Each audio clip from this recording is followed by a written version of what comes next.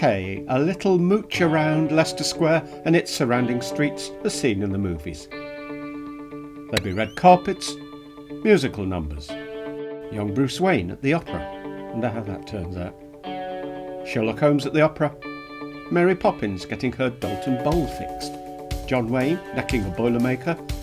For the cynics, classic film noir. For the romantics, there's Meeting Cute. And there's another entrance to Diagon Alley. So let's go. Now, the tourist hub of London's West End, Leicester Fields was once a fashionable residential address, though this prime site inevitably became the city's entertainment centre. Theatres, which once lined the square, have been remodelled as cinemas, for William Shakespeare has, for the time being anyway, got himself some pals. Pleasant and welcoming green space as it is, lacking a photogenic central feature such as Nelson's column or the statue of Eros, Leicester Square itself has been a bit neglected on screen, though it's in the square that Kajol and Shah Rukh Khan first unwittingly crossed paths in 1995 romance Dilwale Dulhania Jayenge.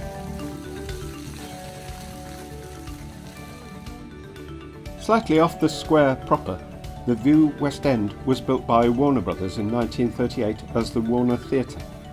Although the interiors had a radical state-of-the-art makeover, it does retain that wonderful 1930s frontage. In 1964, Richard Attenborough played a kidnapper in a creepy little suspenser called Seance on a Wet Afternoon, and it was from this doorway he kept an eye on the ransom drop. Afterwards he went on to scuttle past the JC Cartoon Cinema, and the JC is now a Turkish restaurant. Like most cartoon cinemas, it was obliged to change with the times and cater to more adult tastes. Now that you can get your adult entertainment in the comfort of your own home, those little picture houses have all closed. It was along here in front of the Empire Theatre that Hrithik Roshan conjured up a bunch of dancers for the big Vande Mataram number in 2001's Kabhi Khushi, Kabhi Gham. The Empire was originally a live theatre, but it was here in 1896 that cinema pioneers the Lumiere brothers from France hosted one of the first commercial film showings in the UK. In 1928, it was converted into a cinema proper. It's now Cineworld, the West End's only IMAX venue, and it boasts the widest screen in the UK. Remember Julia Roberts and Hugh Grant attending the premiere here at the end of Notting Hill. In fact, most red carpet events take place just over there. Looming over the east side of the square since 1937, that polished granite tower is the flagship of the Odeon cinema chain. It's across from the Odeon that John Finch, the somewhat dour hero of Alfred Hitchcock's 1972 thriller Frenzy, waited for help from Anna Massey, who arrived by taxi in the days before the square was pedestrianised. The place back there, glimpsed through the cab window, can be seen in its heyday in classic 1950 film noir Night in the City, which saw Richard Widmark as ambitious hustler Harry Fabian making his way in London's seedy criminal underworld. Night in the City is an interesting film for a couple of reasons. It's not just a great thriller, it was the last Hollywood movie directed by Jules Dassin, who, while he was in the UK making this film, discovered he'd been blacklisted by Hollywood as a former member of the Communist Party. There are also tantalising glimpses of a long-gone West End. The Café de l'Europe, then a glitzy night spot, is now a Lebanese restaurant. Continental names were obviously the thing. This was the Café Anglais American bar on Leicester Square itself. It's where Harry Fabian instantly clocks the three guys piling out of the taxi as an easy mark. At the time of filming, it's Chiquito Mexican restaurant, but let's hope it keeps the eye-catching cast-iron frontage. In 1950, Night in the City's downbeat pessimism was fairly radical, but, well, we expect cities on screen to be dark and corrupt, like Gotham City. Which, since you ask, is down there. Off the southeast corner of Leicester Square, Irving Street leads to the Garrick Theatre. It's named after 18th century actor manager and all-round celeb David Garrick. It's usually home to light comedies. But remember when young Bruce Wayne got spooked by a bat-infested Oh sorry, I can't compete with Wagner. You better read the captions.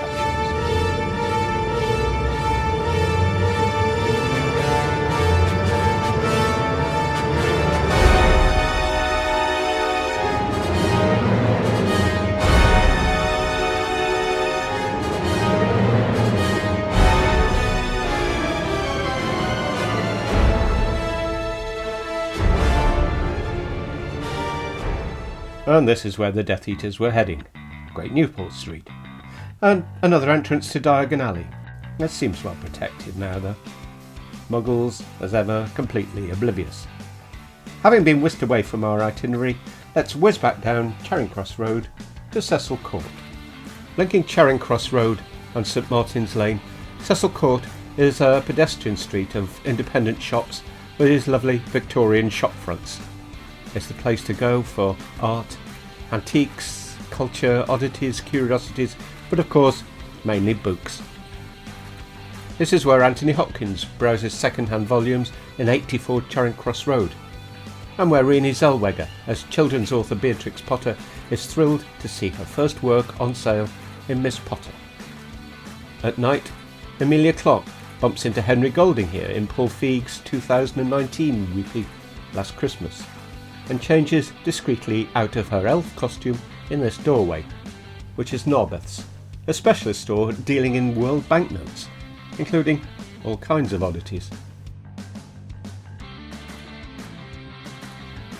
Apart from antiquarian bookshops, Cecil Court has a much more important, though largely forgotten role in the history of British cinema. At the turn of the 20th century, it was home to the offices of the early moving picture pioneers and of film companies, and was nicknamed Flicker Alley. There's another plaque over here, records that a young touring musician and his family once stayed here, at the home of the local barber. Amadeus World Tour 1764. And they still have the t-shirt. Next theatre up from the Garrick is Wyndham's, which coincidentally also masqueraded as an opera house on screen, this time the Royal Opera House, Covent Garden, where the Prince of Wales makes a grand entrance in 1979's Sherlock Holmes vs Jack the Ripper drama Murder by Decree, which featured a seriously top-draw cast, including Christopher Plummer as Holmes and James Mason as Dr. Watson. Alongside Wyndham's runs another narrow passageway, St Martin's Court. We'll stop here for a second to name-check a couple of legendary stars from Hollywood's golden age. First, Bette Davis, who in 1970 played a down-at-heel cellist in Connecting Rooms. This wasn't exactly a fun-filled bundle of laughs. At the film's climax, Betty's discovered not rehearsing with a symphony orchestra, but eking out a living performing for small change from theatregoers here at Wyndham's stage door. 50 years later, and the tradition seems to continue.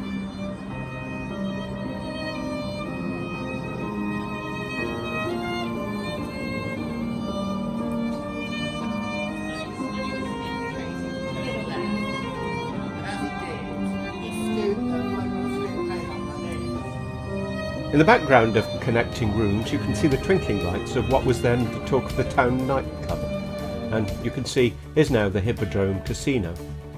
This was where Judy Garland performed that erratic series of concerts in early 1969, just a few months before her death.